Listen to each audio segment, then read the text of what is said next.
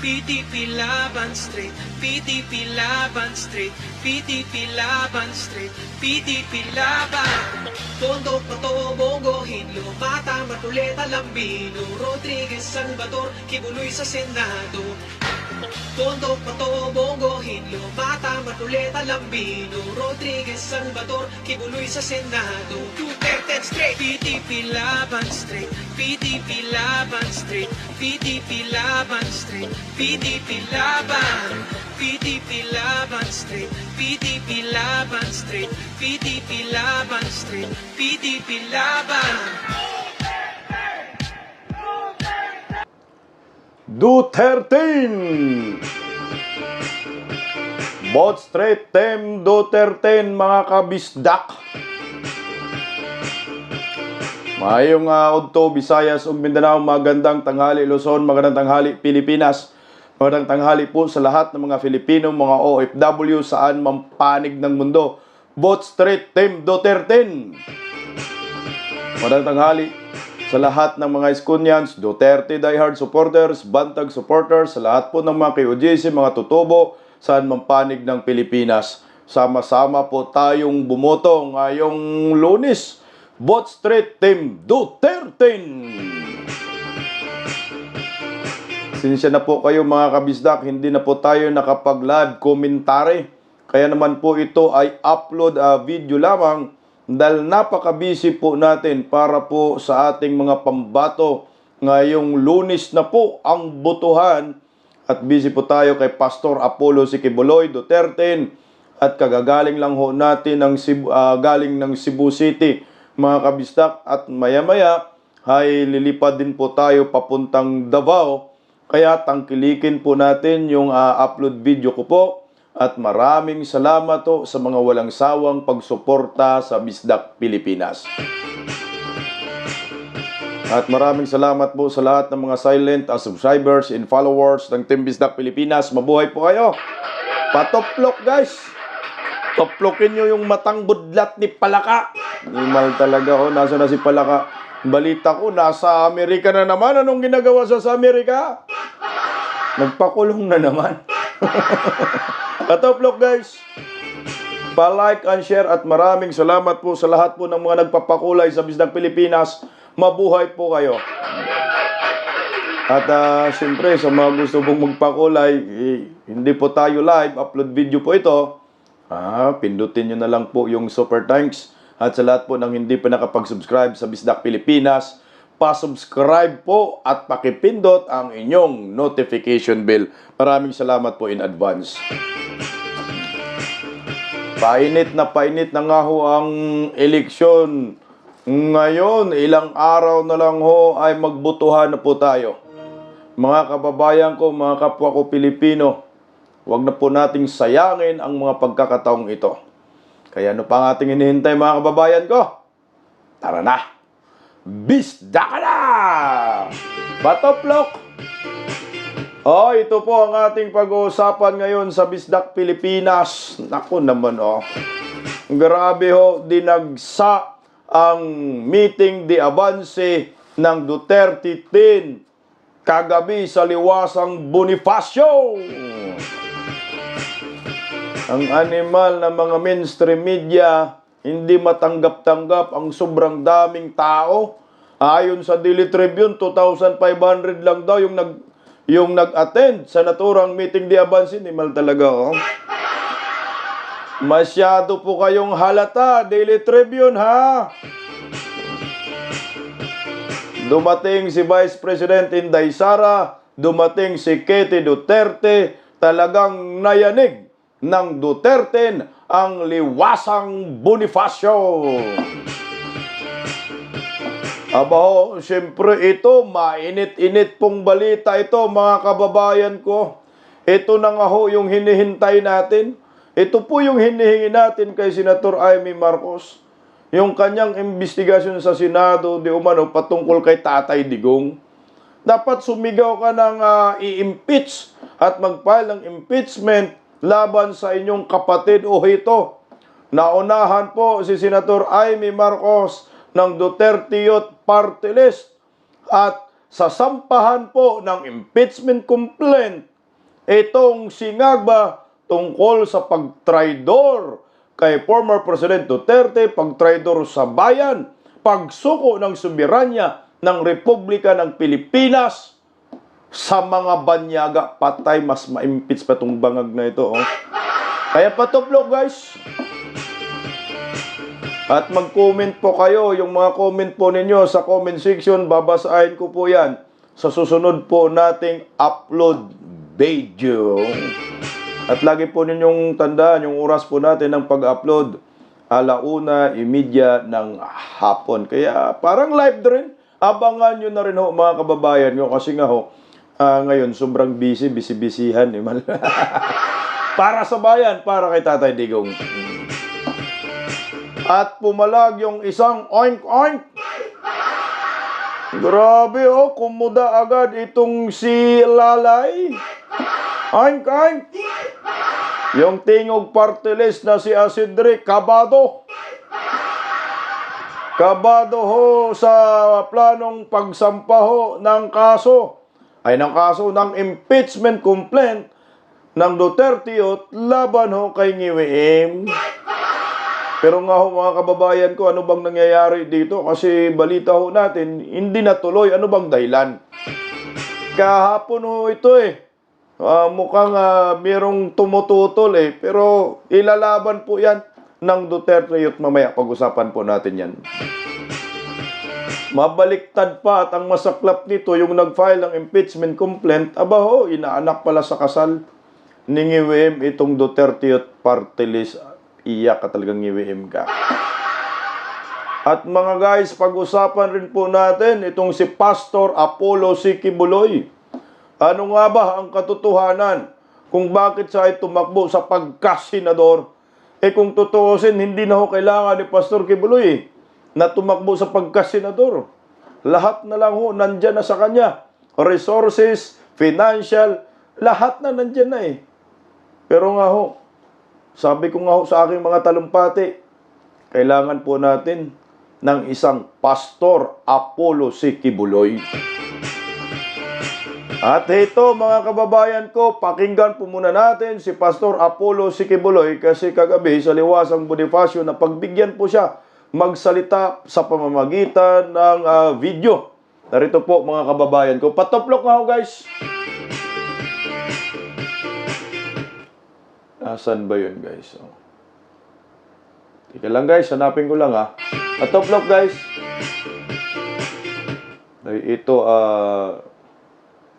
Ito mga kabisdak, na hindi ko pa naayos ang ganda ho ng tawag yan, yung nangyayaring meeting di Abansi, back to back sila ni Idol Robin Padilla at ni Mariel. Pakinggan po natin si Pastor Quiboloy.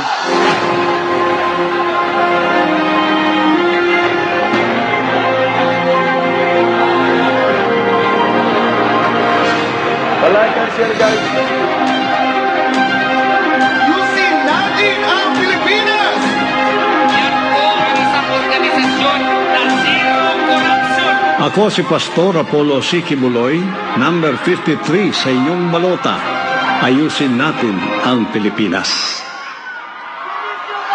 Pastor, at least kung maghanap ka ng tao na kandidato, kung manalo at makaupo dyan as a senator who has the moral values, pati marunong bright. Talagang bright yan si Pastor. Si Pastor Quiboloy para sa Senado. Mga kababayan, supportahan natin si Pastor Apollo Quiboloy para sa kanyang mga pangarap para humanda at mulambok ang ato ang nasod. Magandang araw mga kababayan at mga kapwa Pilipino sa buong Pilipinas at sa buong sanlibutan. Lalo na po ang ating mga kababayang OFW sa ibayong dagat. Pagpalain po kayong lahat ng dakilang Ama sa araw na ito habang kayo ay nanonood sa aking video message na ito. Ang tanong po ay, bakit ninyo kailangang iboto sa Mayo 12 si Pastor Apollo C. Kibuloy. Boto po ninyo sapagkat gusto ko pong kayo ay makaranas ng isang bansa na malaya sa korupsyon at malaya sa mga opisyal na nang-aabuso ng kanilang kapangyarihan at autoridad na ipinagkaloob sa kanila. At aasahan po ninyo ang aking pangakong ito. Hindi po ako pwedeng kainin ng sistema, ng politika. Ako po'y narito para ayusin natin ang Pilipinas. At ito'y ipalakad sa tamang daan ng pamamahala. Kaya maasahan po ninyo ang aking pangakong ito na hindi magbabago, hindi ako tumakbo para sa pera, hindi ako tumakbo para sa pabor, hindi po ako tumakbo para sa ambisyon. Correct. Ako po'y narito, ipinagkaloob ng Diyos ang pagkakataong ito na hindi ko inaasahan sapagkat may plano ang ating dakilang Ama sa pag-ibig sa inyo na ituwid natin at ayusin natin ang bansang Pilipinas. Bisigawan, no? Tulad ng sinabi ng isang pamosong Indian actor, may ugali kang questionin ang lahat ng bagay. Kapag namimili ka ng grocery, kino-question mo ang mga binibili mo. Purong harina ba ito? May halo bang bato ang bigas? Nagbubula ba ng maayos ang sabon na ito? Kapag bumibili ka ng motorsiklo o sasakyan, tinatanong mo kung ilan ang tinatakbo nito kada litro. Maayos ba ang after-sale service? Kahit ballpen lang ang bibilhin mo, ang dami mo pa rin tanong. Lahat na lang kino-question mo palagi. Maliban sa isang bagay, kapag pumipili ka ng namamahala ng gobyerno, 5 oras ang dami mong tanong sa isang katol na tumatagal ng 5 oras. Mausok ba ito? Mabaho ba ito? Talaga bang pumapatay ito ng lamok? Pero kapag pipili ka ng gobyerno na manunungkulan sa 6 na taon, wala kang tanong ni isa. Kaya nananawagan ako, questionin mo ang pipiliin mo. Huwag bumoto dahil sa takot, dahil sa pagdududa, dahil sa perang ibinayad sa iyo, o dahil sa relihiyon, lahi o komunidad. Tanungin mo ang mga kumakandidato sa boto mo. Ano ang gagawin nila sa susunod na 6 na taon?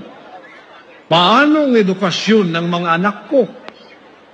Paano nila ako matutulungan makahanap ng trabaho?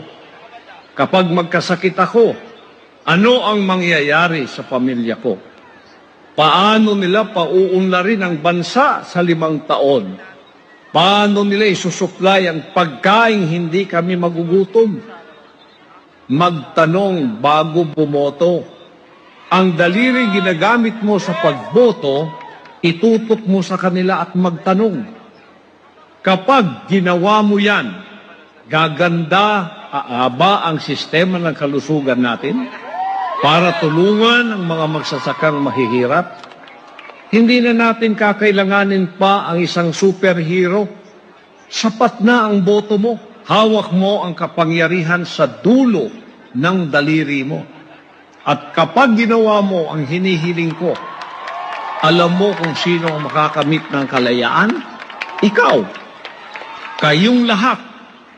Kalayaan mula sa kahirapan, kalayaan mula sa injustisya, kalayaan mula sa korupsyon.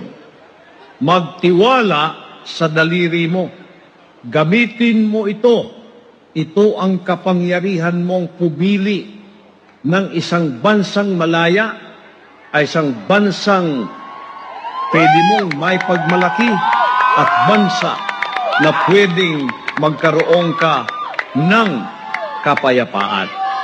Kaya, kaibigan, kababayan, panahon na po ito para ating gamitin ang kapangyarihang ito.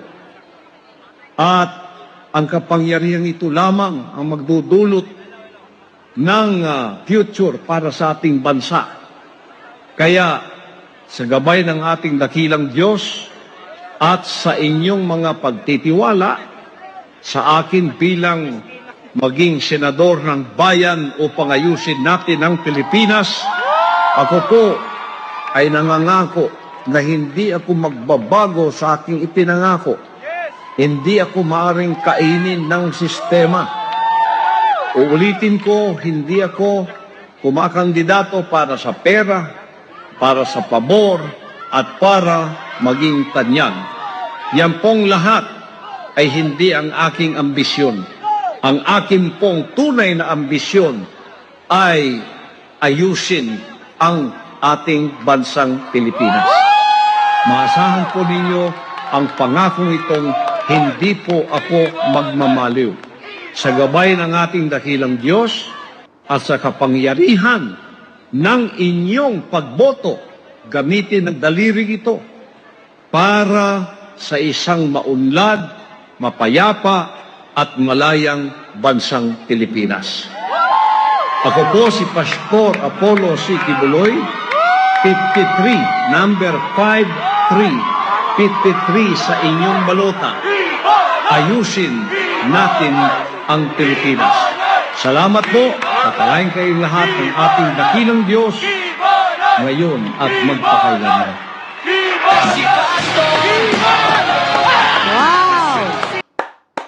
Iyan po si Pastor Apollo si Kibuloy. Number 53 sa inyong mga baluta. Mantakin nyo ha. Hindi ang kasama sa survey ng mga picking survey. Mga bayarang survey, hindi kasama sa top 12. Pero tingnan mo po yung crowd. Pang number 1 sa Senado. Kaya kayong mga survey firm ngayong Lunes, mapapahiya po kayong lahat at mawawala po ang inyong kredibilidad diyan sa pagsusurvey ho ninyo. Si Pastor Kibuloy hindi kasama sa top 12. Ako ho mismo, saksi po ako sa ground kung gaano po karaming mga Pilipino ang sumusuporta ngayon kay Pastor Apollo C. Kibuloy. Nako! Guys, dugtungan lang po natin. Ano nga ba ang dahilan kung bakit si Pastor Kibuloy tumakbo sa pagkasenador? Alam niyo ho kasi ang Pilipinas ngayon, kailangan natin ng leader eh. Kailangan natin yung totoong magsiservisyo sa bayan eh. Si Pastor, wala na pong question dyan eh. Napatunayan na niya. Ako ho mismo, nasaksihan ko kung gaano kagaling si Pastor Kibuloy na leader ng Kingdom of Jesus Christ. May Exhibit A. Kaya sayang po, pag hindi po natin ito ilaban, kaya nga ho kami, kasama ng ibang mga political vloggers, talagang sakripisyo po kami dahil nakikita ho namin yung sinseridad ni Pastor Apollo C. Kibuloy. Pantakin mo, from D1 hanggang sa dulo hanggang ngayon. Yung KOJC, very consistent sa panawagan at pagsisigaw ng Team Duterte, Vote Street, black voting ho tayo. Kaya deserve ni Pastor Kibuloy na mapasok po siya sa pagkasenador ngayong Lunes. Lahat sinama ng ang PDP laban sa pangangampanya ni Pastor. Very consistent at totoong sincero sa pagsuporta sa Team Duterte. Pero meron lang po akong babasahin guys na rant. Ito po ay post ni Attorney Turyon tungkol po sa mga dahilan kung bakit po tumakbo si Pastor Kibuloy sa pagka-senador. Patuplok nga ho guys. Subscribe na rin po yung hindi pa nakapag-subscribe. Mag-comment po kayo. Babasahin po natin yung mga comment ninyo sa comment section. At isa-isahin po natin yan. At ipapadala po natin sa himpilan para makita ng mga maraming Pilipino ang pulso po ninyo ngayong parating na eleksyon. Ayon kay Attorney Israelito Turyon, ang katotohanan na dapat malaman ng lahat. Hindi tumatakbo si Pastor Apollo C. Kibuloy bilang senador para sa kapangyarihan o katanyagan. Taglay na niya ang mga ito bilang isang worldwide leader ng isang pananampalatayang may mga miyembro sa mahigit 200 bansa. Wala na siya dapat patunayan pa. Tumakbo siya upang maging busis ng mga inaapi, maging tagapagtanggol ng mga niyuyurakan, at upang puksain ang korupsyon. Ang kanyang layunin, buhayin muli ang gintong kapanahunan ng agrikultura sa Pilipinas at ibalik ang hustisya sa isang bulok ng sistema.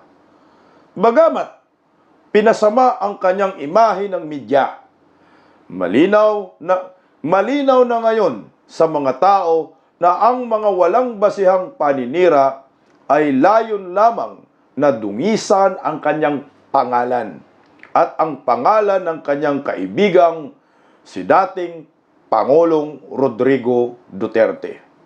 Ngunit nanatili si Pastor Kibuloy at nanatiling matatag dahil taos-puso niyang pinaniniwalaan na ang kapangyarihan ay hindi galing sa tao, kundi sa Diyos.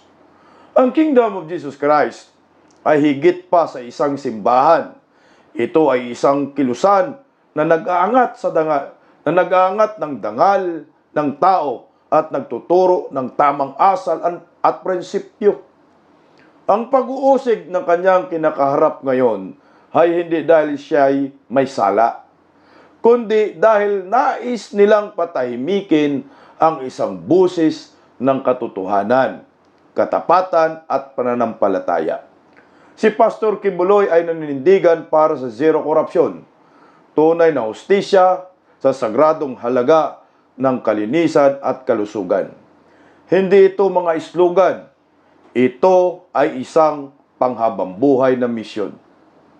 Kami ay naninindigan kasama si Pastor Apollo C. Kibuloy dahil nasaksihan namin ang dulot ng pagbabago ng kanyang pamumuno.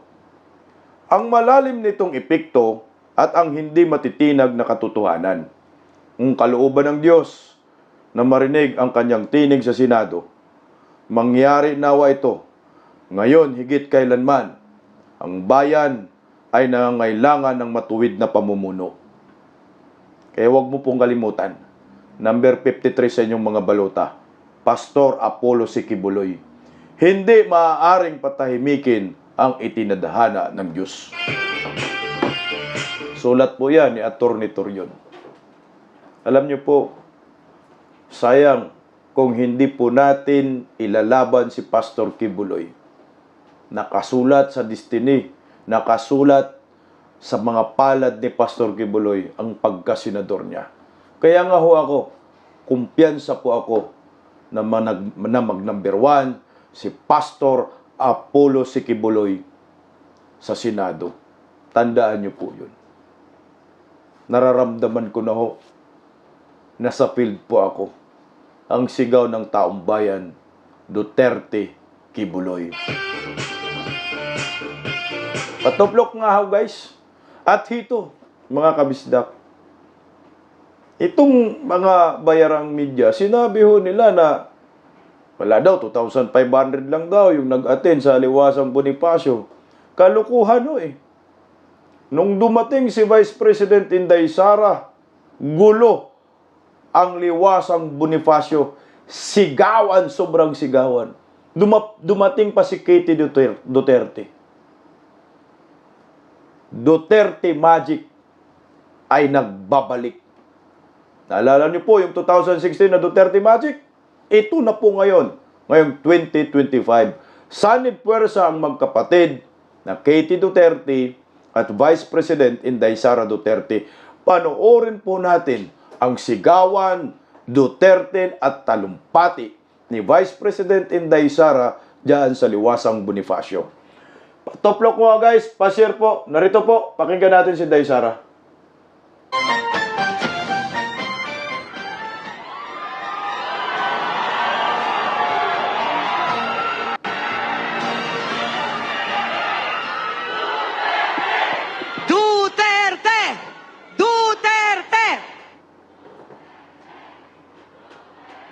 Grabe, oh. Ayan ba yung 2,000 lang? Mga kababayan, Assalamualaikum warahmatullahi wabarakatuh. Madayaw ug maayong gabi kaninyong tanan. Magandang gabi sa inyong lahat.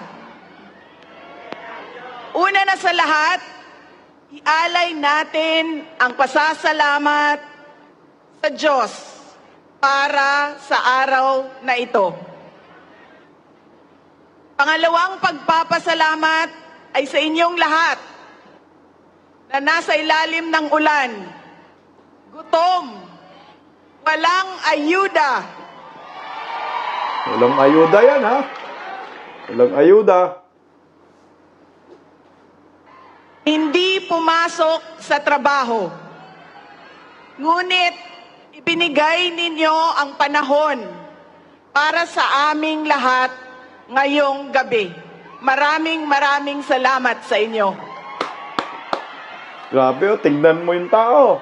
Ang susunod na pagpapasalamat ay sa PDP dahil binigyan nila ako ng pagkakataon sa rally nila ngayon. Maraming salamat sa inyo. Ang sunod na pagpapasalamat ay mula kay Pangulong Rodrigo Duterte. Sa inyong pagmamahal, sa inyong patuloy na suporta at pagdarasal na siya ay maibalik dito sa ating bayan. Maraming salamat. Ang susunod na pagpapasalamat ay mula sa akin, sa patuloy ninyo na suporta sa akin at sa aking mga kasamahan sa opisina ng Pangalawang Pangulo. Maraming salamat. At ang huling pagpapasalamat ay mula sa dako kaayo ang amuang utang nga kabubuton kaninyong tanan sa oportunidad na ginahatag ninyo kanamo nga makaserbisyo sa atuang nasod. Daghan salamat. Ang pwesto na kinatatayuan ko ay hindi para sa akin. Ito ay para sa Pangulong Rodrigo Duterte. Pero tinawag ako ng tadhana dahil kinidnap ang tatay nating lahat.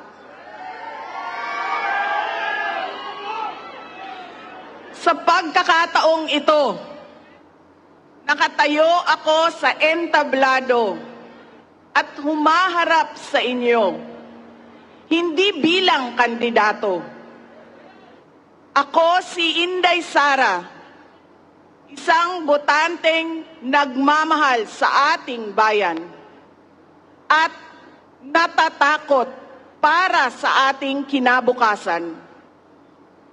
Mga kaigsuunan ko, iniibig ko ang Pilipinas. Iniibig ko kayong mga Pilipino.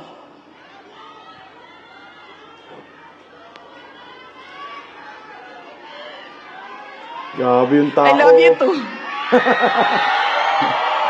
Grabe sigawan, oh. Oh, Duterte! Duterte! Grabing karisma ni Inday talaga. Oh, tingnan nyo, 2,500 dyan. This election will decide the future of our country.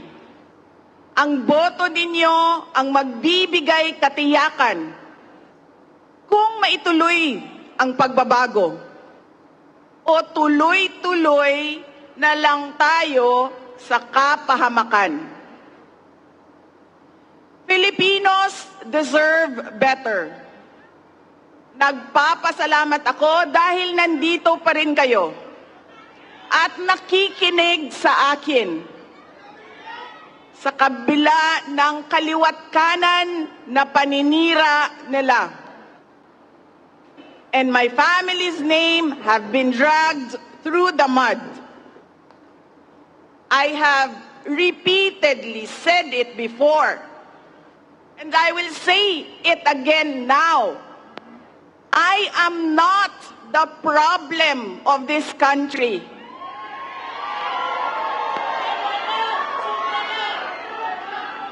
Hindi ako ang problema ng Pilipinas.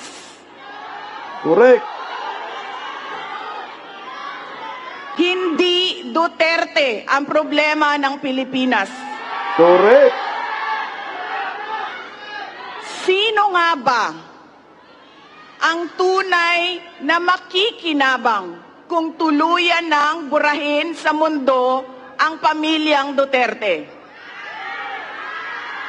Kitang balos-los.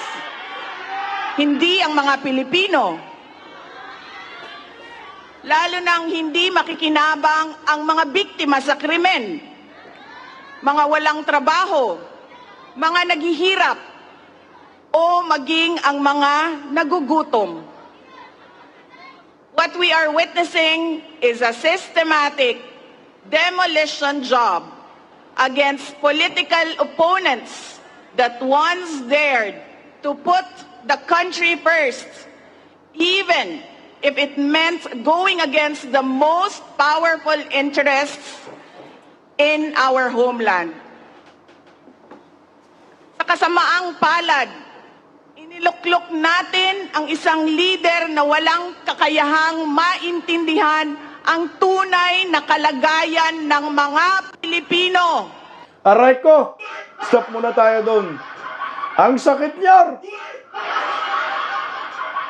Nakaluklok tayo ng isang leader na hindi alam ang tunay na kalagayan ng mga Pilipino. Kasi nga bangag. Wala kasing alam, Day.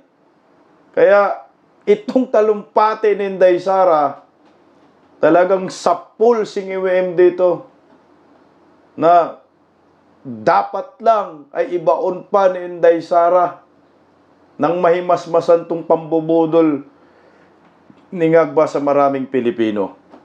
Masakit yun. Walang alam. May alam, Day. Pulbos lang ang alam. Tuloy, Day, oh. Sigawan, oh. At higit sa lahat, hindi kayang magdesisyon para sa kapakanan ng sambayanan. Patay.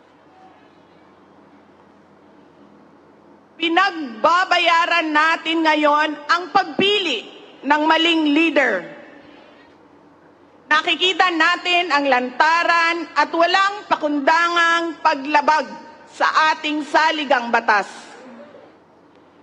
Pinamumunuan din tayo ngayon ng isang taong patuloy pa ring tumatanggi, sumailalim sa isang pampublikong hair follicle drug test. Aray ko, stop muna tayo. Yan ang masakit dyan, nakatotohanan.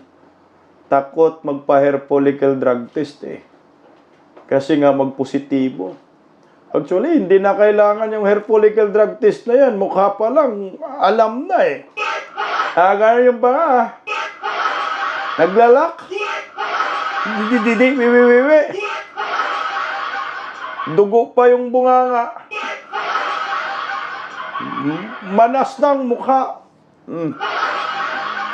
Kaya, positibo kasi, Day eh.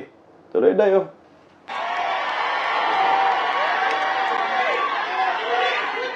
At nagsinungaling sa 20 pesos ang bigas. Nako, lalo na yan. Lalo na yan. Ang masakit pa, nakuha nilang kidnapin ang dating Pangulo. At dali-dalian nilang itinapon sa ibang bansa upang litisin ng mga dayuhan. Ngunit, higit pa sa mga kabiguang ito, ay isang mas malalim na pambabastos at panghiinsulto sa ating mga Pilipino. Iniinsulto nila tayo sa paggamit ng ayuda upang bilhin ang boto ng mga tao. Ang ayuda ay hindi naman likas na masama. Sa katunayan, marami ang natulungan ito noong panahon ng pandemya. Di Tatay Digong. Ngunit, kapag ginamit ito para manipulahin kayo at pagsamantalahan ang inyong kahirapan Kagaguhan yun. upang manatili sila sa kapangyarihan, nagiging sandata ito ng pang-aabuso. Again, Filipinos deserve better.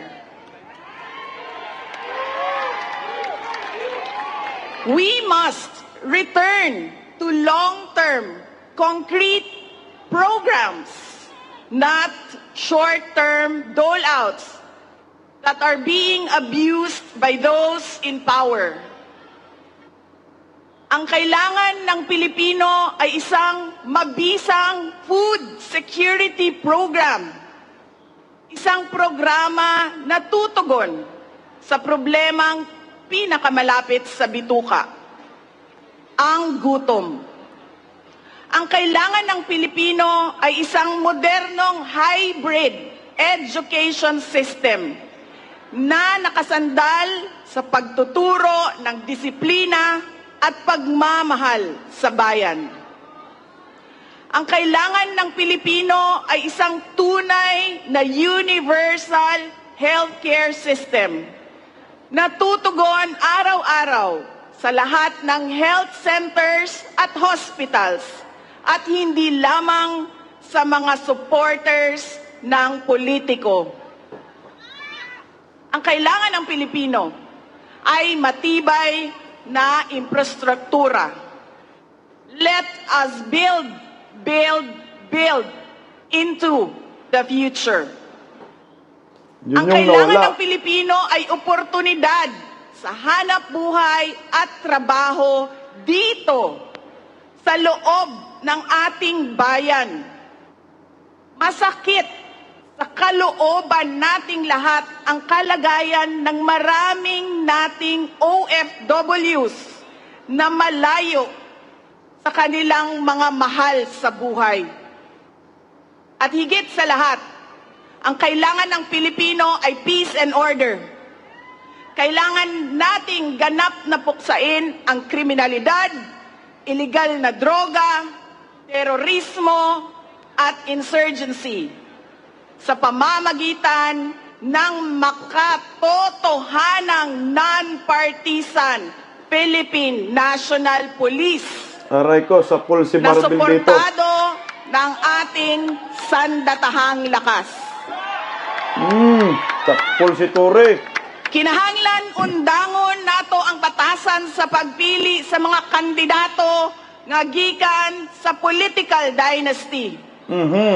Kining mga sikat nga apelido nga magsayaw-sayaw ra og magkanta sa atubangan. Igo ra magpakatok, undangon ang mga party list na gipanag-iya sa mga dato. Undangon ang mali na pagpili sa atong mga opisyales. Undangon ang budol o pagpamakak. Kailangan natin Teka lang, stop natin mga kabisdak.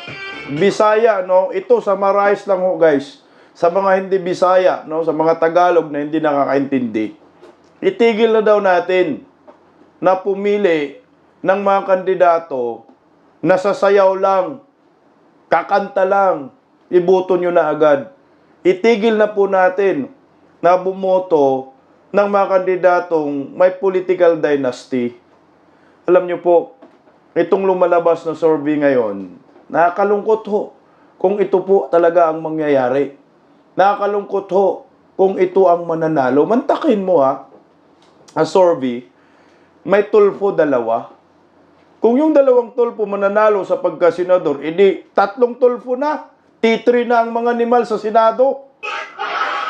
Diyos ko, kaya ba nating sikmurahin itong tatlong tulfo sa Senado? Kagaguhan ho ito, guys. Pag manalo, yung Cayetano, magkapatid na Cayetano sa Senado. Villar, magkapatid na Villar sa Senado. Ano bang nangyayari sa bayan? Yung mga artista, Lito Lapid, wala namang nagawa, ibuto pa rin natin. Gagi na talaga. Bong Revilla, walang nagawa, ibuto pa rin natin. Tito Soto, walang nagawa, ibuto pa rin natin. Lacson, walang nagawa, ibuto pa rin natin. Ay, mga ugag na talaga mga Pilipino. Wala nang kwentang Pilipinas ngayon. Pag yan ang mananalo dyan sa survey, hindi na tayo nag-iisip. At sabi ni Atty. Sal, hindi na tayo natututo. Kailangan matuto po tayo, bayan. Tuloy tayo. Mag-vote straight sa mga taong magtutuloy ng nasimulan ni Pangulong Duterte. Correct. Vote straight talaga. Idiretso natin ang boto. Number 38, Rodante Marcoleta. Number 10, Jimmy Bondoc. Number 56 sa balota, Attorney Vic Rodriguez. Number 22, Bato de la Rosa. Number 28, Bongo. Number 53, Apollo Kibuloy. Tingnan mo, wala yan sa survey. Number pero sigawan mo. 34, Raul Lambino. Number 30, JV Hinlo. Number 58, Philip Ipe Salvador. At number 42, Doc Marites Mata. Grabe no, napaka-powerful talaga ni Vice President Inday Sara Duterte. Ang lakas ng hatak ng kanyang talumpati. At yung pagiging politician ni Vice President Inday Sara, talaga hong kakaiba rin yung estilo niya sa tatay niya. Partida pa yan babae. Ito nga ho yung tinatawag natin na babaeng version ni former President Rodrigo Roa Duterte. Alam nyo mga kabisdak, medyo napaganda pa nga ho yung nangyayari ngayon. Dahil sa ginawa ho ng gobyernong Marcos kat Tatay Digong. Kumbaga lumamang ho talaga tayo at bigla nagkaroon ng Duterte Magic muli.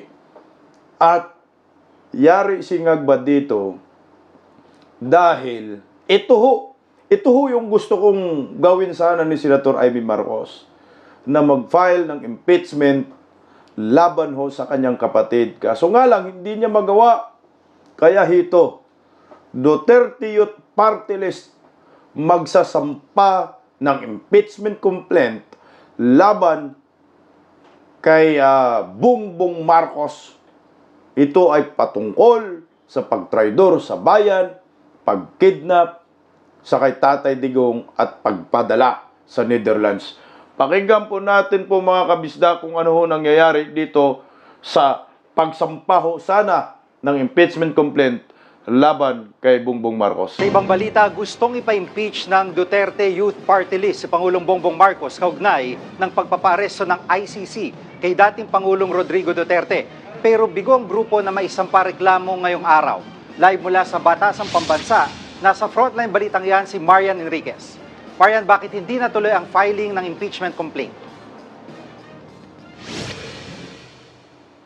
Yes, Jiggy, nauwi nga sa wala yung plano sanang paghahain ng Duterte Youth Party List ng unang impeachment complaint laban kay Pangulong Bongbong Marcos. Kasalasan kasi yung House Secretary General yung dapat natatanggap nitong reklamo pero wala siya sa kanyang opisina. Bandang alas 3 ng hapon nang pumunta nga ang grupong Duterte Youth Party List sa opisina ng House Secretary General sa pangunguna ng chairman nito na si Ronald Cardema. Sinubukan nilang maghain ng impeachment complaint laban kay Pangulong Bongbong Marcos. 2 grounds for impeachment ang tinukoy sa reklamo, kabilang ang culpable violation of the Constitution at betrayal of public trust. Matapos daw pahintulutan ni PBBM ang pag-aresto at pag-turnover kay dating Pangulong Rodrigo Duterte sa International Criminal Court o ICC kaugnay ng kinaharap niyang kasong crimes against humanity sa madugong war on drugs. Giit ni Cardema, sana raw ay binigyan ng pagkakataon na litisin sa lokal na hukuman si Duterte. Hindi rin daw sapat na yung mga kalihim at general na nag-implement ng arrest warrant ang inireklamo sa ombudsman dahil malinaw na sumusunod lang daw sila sa kumpas ng Pangulo. Alinsunod sa protocol sa paghahain ng impeachment, mismong Secretary General dapat ng Kamara ang tatanggap sa reklamo para i-verify at saka i-refer ito sa opisina ng House Speaker. Yun nga lang, hindi pa formal na naisampan ni Cardema ang impeachment complaint dahil may strategic planning daw ang opisina ng SecGen mula May 6 hanggang May 8. Tayong mga buhay na Pilipino ang pinagbabasihan ng soberanya. Kaya nung sinurrender mo ang isang Pilipino sa mga dayuhan, nung araw na yon, March 11, sinurrender mo ang soberanya ng bansa. Correct. So, yun ang culpable violation of the Constitution. Jiggy, dahil nga hindi natuloy kanina, ay babalik yung kampo ni Cardema sa Martes sa susunod na linggo para nga formal na ihain itong impeachment complaint laban kay PBBM. Samantala, nilinaw din niya na hindi siya nakipag-usap kay Vice President Sara Duterte kaugnay sa paghahain nila ng impeachment. Yan muna ang latest dito sa Kamara. Balik sa inyo. Tindi ng balita ng News 5, akala mo talaga bigo na yung Duterte Youth Party List sa pagsampa ng impeachment complaint laban kay Bongbong Marcos. Ito guys, pakinggan natin yung version ng SMNI. Na-interview po kasi ng SMNI itong Duterte Youth, lalo na si Cardema. Narito po mga kabisdak, pakinggan po natin ang totoong kwento. Mga kasama natin ngayon ang chairman ng Duterte Youth Party List at dating chairman din ng National Youth Commission, walang iba kundi si Ginoong Ronald Cardema. Chairman, good evening. Meron kayong hakbang na ginawa ngayong araw. Ano po yung chairman? Tayo po sa Duterte Youth Party List ay nagpunta sa Kongreso, sa House of Representatives para po mag-file ng impeachment complaint, kauna-una ang impeachment complaint laban kay Pangulong Bongbong Marcos. Bakit po? Dahil po inalaw niya ng isang Pilipino, Rodrigo Duterte, ay ibigay sa kamay ng mga dayuhan. Correct. So nandun po, very clear po yung ating final culpable violation of the Constitution and betrayal of public trust. Gawa lang po nun. Bakit po? Nakasaad sa konstitusyon, ang sovereignty o soberanya ng bansa ay nasa taong bayan. Correct. Hindi sa teritoryo, kasi ang teritoryo nag-iiba-iba, lumalaki, lumiliit, may dispute minsan. Nasa taong bayan ang soberanya. Kaya nung March 11, nung surrender ng gobyerno ni Bongbong Marcos, si Rodrigo Duterte sa mga dayuhan, sinurrender rin po nila ang soberanya ng bansa. Yan po ang ating fina-file. Kaya lang po, kanina po, matagal tayo doon, ayaw i-accept ng Office of the Secretary General ng House of Representatives. Ang sinasabi nila, ang kailangan lang daw mag-accept, ay pwede mag-accept ay si SecGen mismo.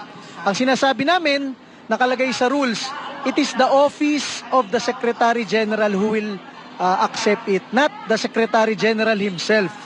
Yun po, ayaw po talaga nilang i-accept. Pero at least po, na-erase po natin at next week po, babalikan po natin yung Office of the Secretary General hanggang ma-file po natin yon formally. Sir, ano sa tingin nyo yung nangyayari na kahit simpleng ceremonial process, hindi po ino-honor ng House of Representatives based po sa inyong sinabi ngayon? Alam nyo, bilang dating head of agency ng isang ahensya sa gobyerno, pag ikaw magpapareceive, ministerial duty lang mag-receive, tatatakan mo lang received. Ganun lang sa lahat ng opisina ng gobyerno. Hindi naman pwedeng lahat ng boss nandun lagi, di ba? So dapat po in-accept yun. At ipipilit natin i-accept nila yun next week po. Si Admar po may katanungan, partner. Ayan mga kabisdak, hindi tinanggap ng opisina ng Secretary General. Kasi nga wala yata si Velasco, namamasyal, namimili yata ng boto ni Malo. Pero maliwanag sasampaho nila sa Martes yung impeachment complaint labang kay Bongbong Marcos. Ito yung pinakaunang impeachment complaint na kinakaharap ni NGWM. At ito yung tama. Kailangan may mag-file ng impeachment. Yung soberanya ng Republika ng Pilipinas, lagi ko pong pinapaalala sa inyo. March 11, 2025, isinuko ni Bongbong Marcos ang soberanya natin. Impeachable offense po yan. Sinabi na po rin yan ni Vice President Inday Sara Duterte. Tingnan mo, may umiiyak May umiiyak na si Oink Oink. Takot na takot, oh. Well, ang tanong ko lang ho sa impeachment, may 2 linggo na lang ho pagkabalik namin ng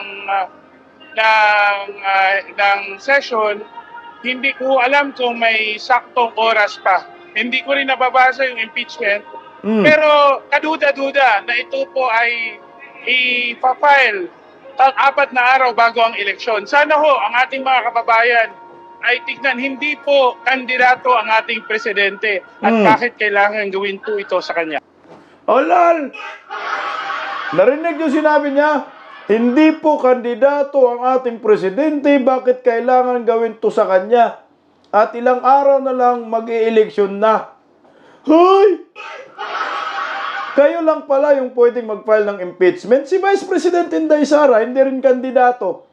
Bakit pinahilan nyo ng impeachment? Diba, Oink Oink? Yan tayo Pag kayo ginantihan, iiyak.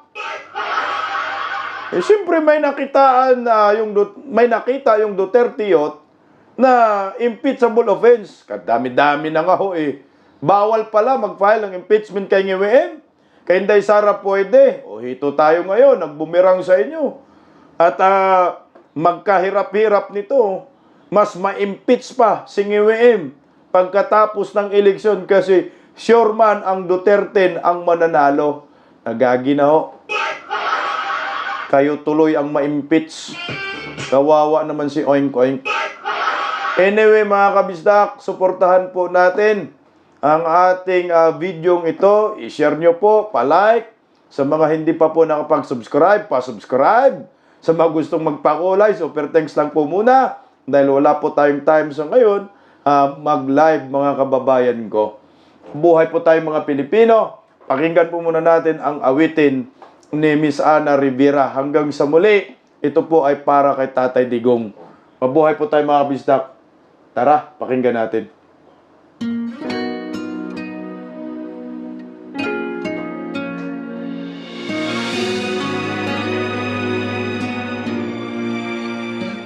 Pa-like and share, guys.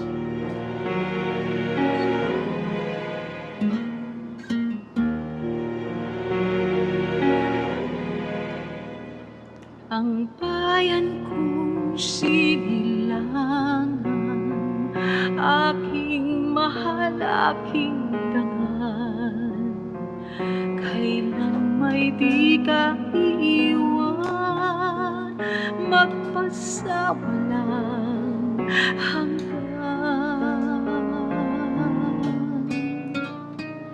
pagtangis at pagdurusa ng bayan kong sinisinta.